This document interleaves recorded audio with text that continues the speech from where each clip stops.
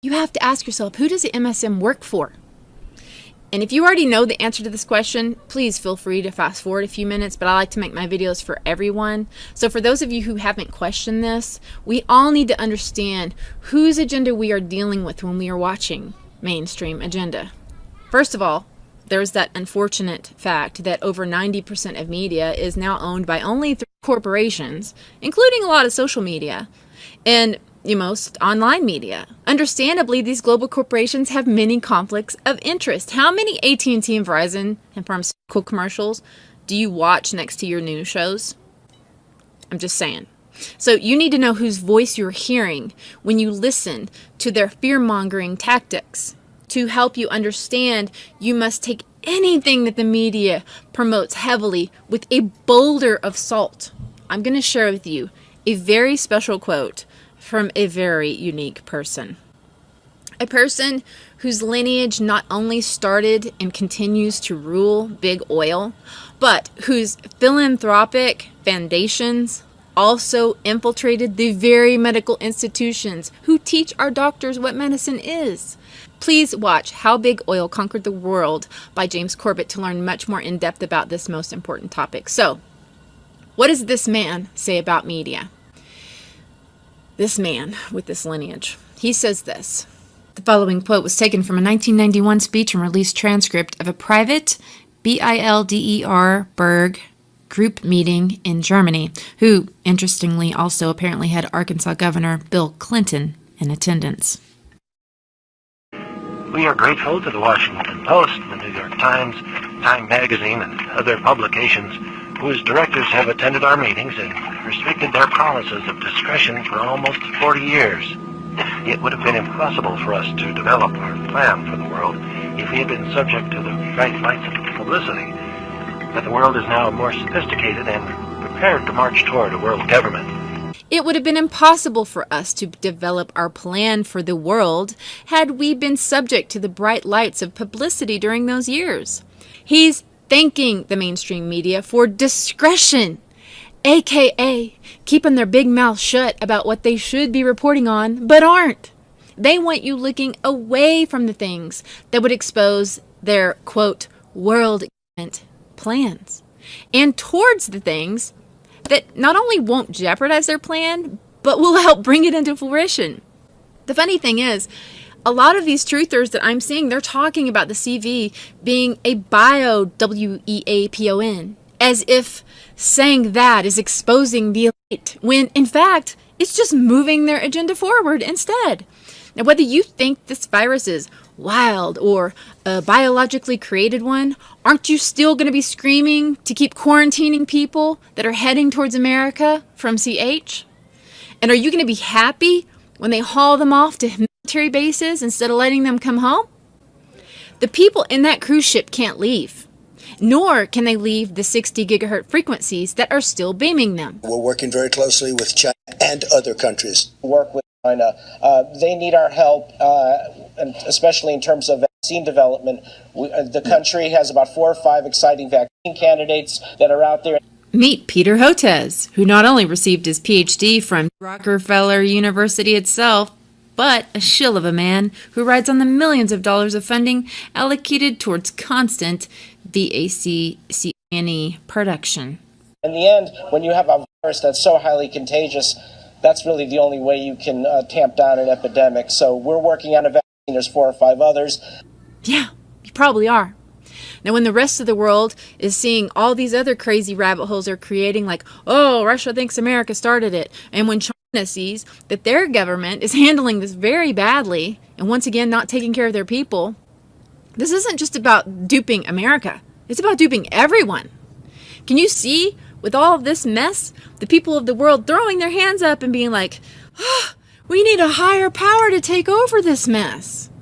Exactly.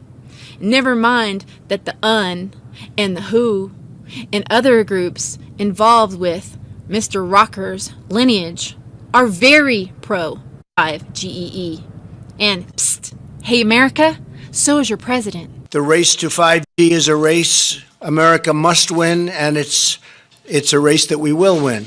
Remember the very group, WHO is the same group that has done nothing to stop the dangers of these high frequencies to the rest of the world, even though hundreds of scientists are petitioning they do. Now, for those of you who may be wondering, but what about the VIRUS itself? I mean, aren't they testing this? And they can prove that it's a VIRUS?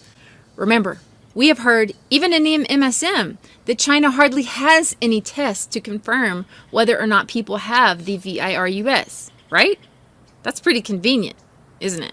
So many times people are going to be coming down with this, symptoms of this, and they're going to label it acute respiratory problem and perhaps even dying from it before they test. And when that happens, aren't they going to just assume that it's a positive case of CV? I don't think we're ever going to know the real answer to that question. But then there is the sad fact that many of these hospitals are incapable of testing even if they had them. And so what are they doing? They're sending their samples to the possibly compromised WHO themselves. As you can see here in the symptom sheet by that hospital I showed you earlier, they did just that. But beyond all this, if I were to talk about some other suppressed truth regarding VIRUSs themselves, beyond the obvious that few ponder, that look, viruses aren't even alive. You know that, right? Even Wikipedia calls virus an agent. They're not made up of cells. They're essentially a protein encapsulating a genetic piece of material, bits of double or single-stranded DNA or RNA. The reason that antibiotics don't work on viruses is because antibiotic, anti-life, they're not biological entities at all. Which is not to say that these things can't go in and cause damage, but for the truther community to now act like this CV, just this one, is suddenly manufactured, this thing has me wondering now if all of them aren't created for decades now. Because again, they're more like a set of commands, kind of like a bad robot trying to get his RNA where it ought not be. Also, we have to be very critical when they are pumping fear at us and ask, have there ever been times in our history when we were told to fear a VIRUS, but then their cure for it proved to be far more dangerous? The answer is a resounding yes. Many have pointed out that there are CVs that are patented, and there are. And some of these patents even mentioned that they are created to place inside of what? VACCINES. And so, all right, this is where this whole presentation can start to get very slippery for me. Because if I go into here now how many highly regarded scientists have been admitting from the 90s that the genuine isolation of a virus that we were all told to fear, right? If I show you how some of these scientists said, you know, that thing was never actually isolated. And you know, AIDS actually isn't caused by that. They've got to hold on to HIV. Why? To hold on to their funding. It's a disgrace for any other disease with this much disagreement about the cause. We would by now have a balanced portfolio. They're dispersing AZT to 200,000 Americans in the name of a hypothesis that stands unproven, a drug that is the most toxic drug that has ever been licensed for long-term consumption in the free world. And if I talk about the devastating results of the ATZ drug that the people took that actually caused the symptoms known as AIDS, it's over for me. And if I talk about the devastating results of the Bill and Melinda Gates Foundation going all over the world, giving well-being SHOTS to little girls, causing some of them to die within 6 months, it's not going to work out well for me on this YouTube, CNN tube, NBC tube platform. So let's look at each one of these and see how we can get this down to zero. Probably one of these numbers is going to have to get pretty near to zero. That's back from high school algebra. But let's take a look. First, we've got population. The world today has 6.8 billion people. That's headed up to about 9 billion. Now, if we do a really great job on new vaccines, healthcare, reproductive health services, we could lower that by perhaps 10 or 15%. Now, if we do a really great job on new vaccines, healthcare, reproductive health services, we could lower that by perhaps 10 or 15%. We could lower that by perhaps 10 or 15%. $1 billion over the next 10 years to make it the year of the vaccines. What does that mean exactly? Well, over this decade, we believe unbelievable progress can be made, both inventing new vaccines and making sure they get out to all the children who need them. We could cut the number of children who die every year from about 9 million to half of that if we have success on it. And the benefits there in terms of reducing sickness, reducing the population growth, it really allows the society a chance to take care of itself. And the benefits there in terms of reducing sickness, reducing the population growth, reducing the population growth. We've seen now there's a type of foreign assistance for vaccines or for AIDS treatment that are incredibly effective. These are all about saving lives. And the good news is that as you make those breakthroughs, the population growth in the country goes down. These are all about saving lives. The population growth in the country goes down. The good news is the population growth in the country goes down. I think what I'm probably going to have to do, if you want to get deep into this part of it, is to create a video that I'll put up a link to on my Patreon page, and I will have it backed up on a site that I'm now almost all the way uploaded called Brighton.com. It's where a lot of YouTubers are going that have been taken down from YouTube, and so I'll have to put this kind of information there. But at the risk of my own ejection from this platform, I just had to add this. Mr. Gates' constant reiterating of the benefit of these shots being able to reduce the number of humans in the world may seem completely bizarre, unless you also happen to read section 13 on the insert of almost every inoculation created, which requires that they admit that not only have they not been tested for the ability to cause the big C, that rhymes with answer, but also have not been tested for genetic mutation, or the ability to, quote, impair fertility. Nice. But the last incredibly pertinent thing I'll show you regarding this entire CV issue and the whole video would be this study right here. Huge eye-opener regarding why there needs to be proper testing of these frequencies as well as of the SHOTS for mutations. Check this out. Quote, exposure to 50 Hz electromagnetic field induces activation of the Epstein-Barr virus genome. The abstract ends by saying, this finding provides additional evidence that DNA can be modulated by a magnetic field. Oh, you mean those untested electromagnetic fields that they're going to start freeing up and cranking all over America? They could activate mutations of dormant VIRUSs from DNA? DNA from what?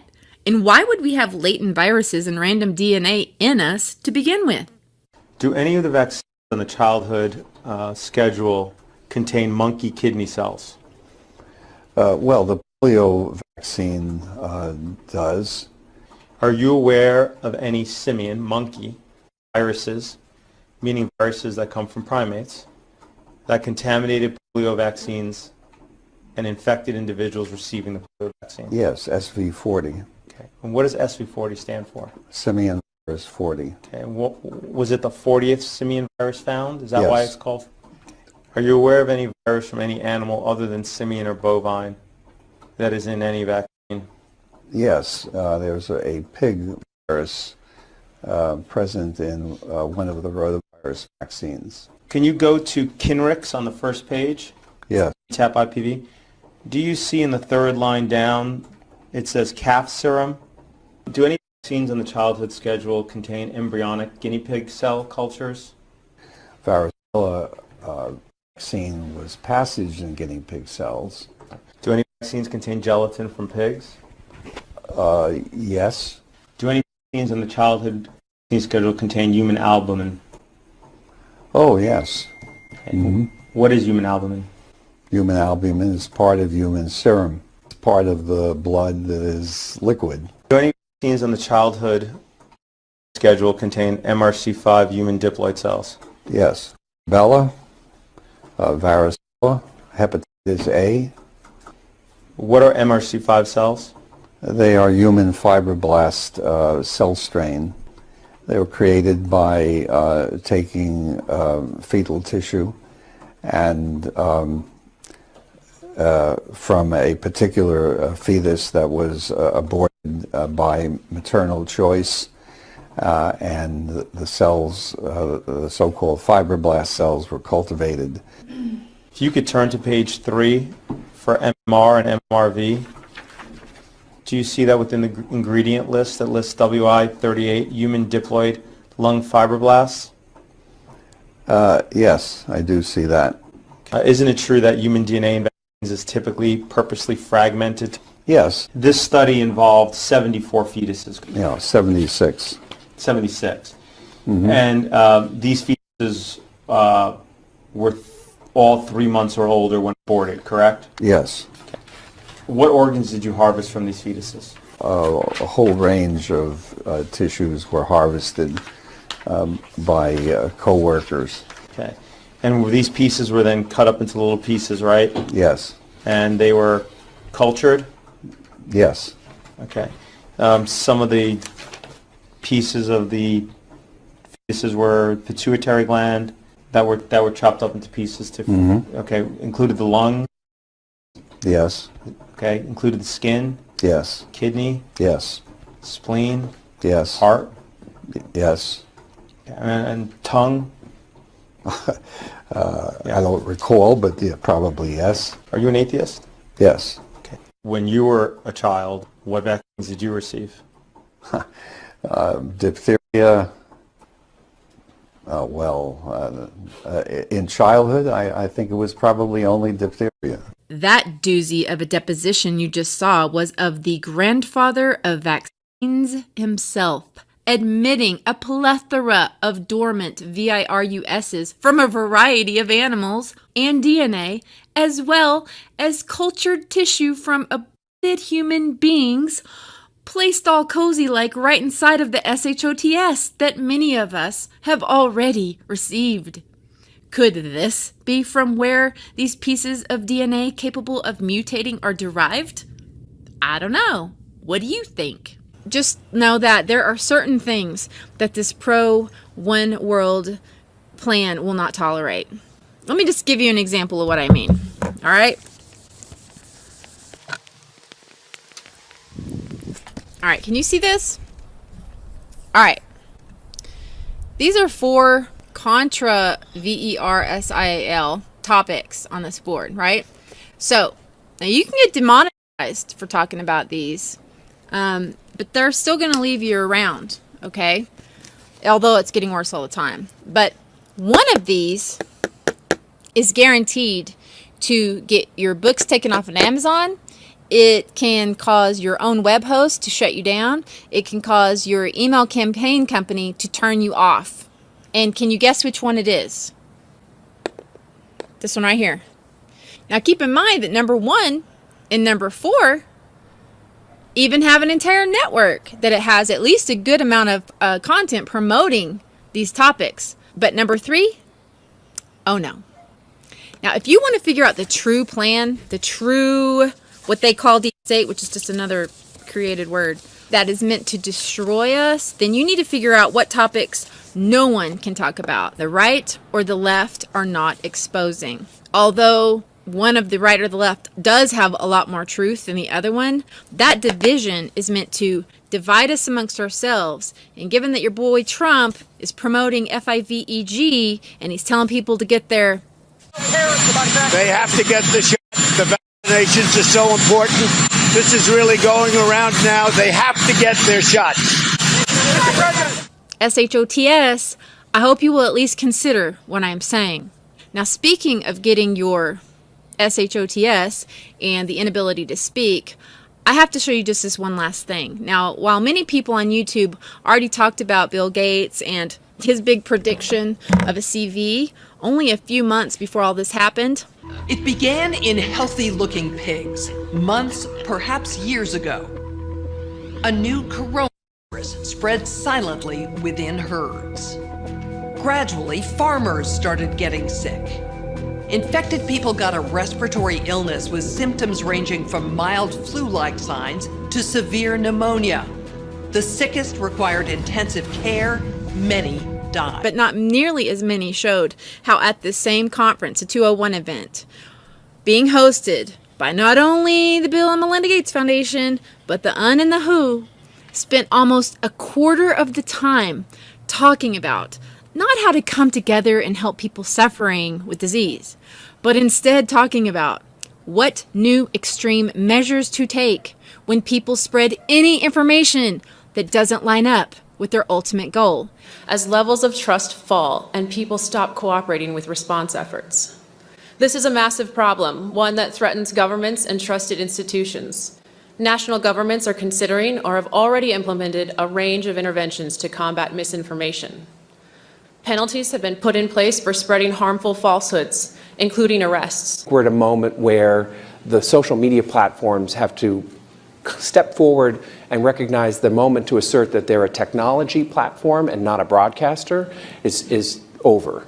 And on various social media channels and cable networks, there's been some conspiracy theories that are around about the potential that pharmaceutical companies or the UN have released this for their own benefit. So as we move forward, obviously trust in pharmaceuticals and government is very important at this moment. I think with the social media platforms, there's an opportunity to understand who it is that's susceptible in what form to misinformation. So I think there's an opportunity to collect data from that communication mechanism. The second thing is, with that ability, we can identify false information more quickly. We are actually receiving reports about people trying treatments that are purported to be effective but are actually harmful. And the quicker that's recognized and can be countered, the fewer people will fall susceptible to those things.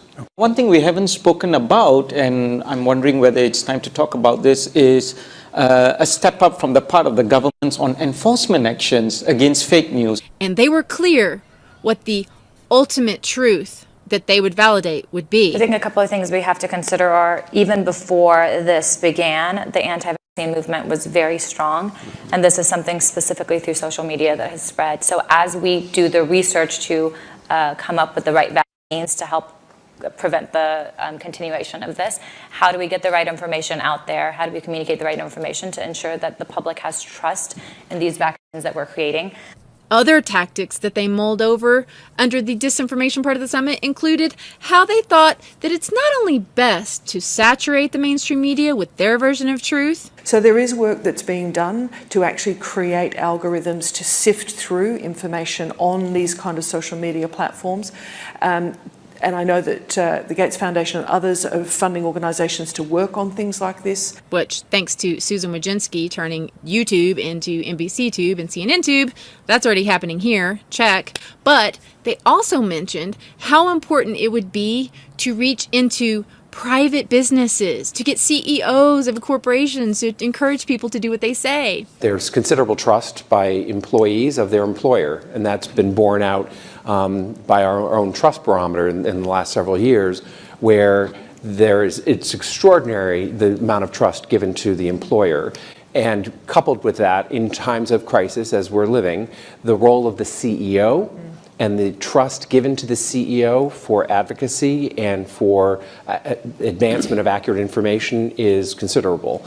They are so desperate to garner trust however they can. They even mention multiple times infiltrating faith-based organizations. I do think that there needs to be sort of an honest broker, a centralized command and control organization that really brings together the public-private sector, both on a global approach and also on a local approach. Thank you. Yes, I agree. And I wanted to speak to the point about having the honest broker. And I think in this regard, the United Nations fits the bill.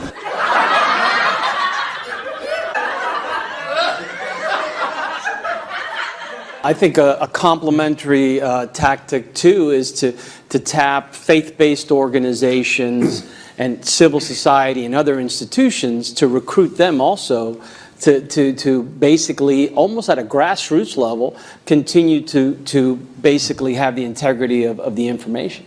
Yep. They're planning to infiltrate your private business, your job, your local churches, your pastor, to get you to do what they say. Wow. So I'm not sure how much longer I can do this work. And I would like to please, thank you to any and all of you who have supported me, either just through an encouraging email, through PayPal. I'm trying to find an alternative to that, but also my Patreon.